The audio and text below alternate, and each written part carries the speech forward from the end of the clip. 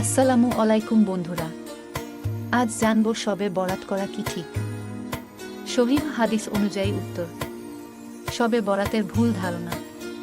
শবে বরাত কি? লাইলাতুল বরাত হল শাবান মাসের 5তম রাত, যা নিয়ে অনেক বিতর্ক আছে। শবে বরাত সম্পর্কে হাদিস কি বলে?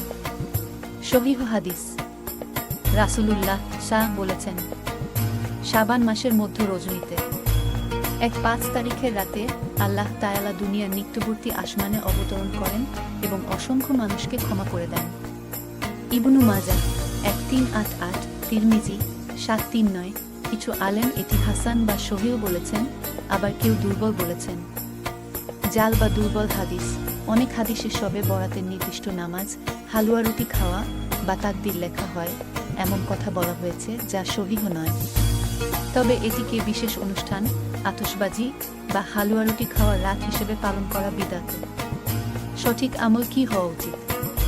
আল্লাহর কাছে ক্ষমা চাওয়া, বেশি করে নফল ইবাদত করা, বিদআত থেকে বেঁচে থাকা। শেয়ার করুন এবং সঠিক ইসলাম জানুন। চ্যানেলটিকে সাবস্ক্রাইব করে পাশে থাকুন। খুদা হাফেজ বন্ধুরা, ভালো থাকবেন সবাই।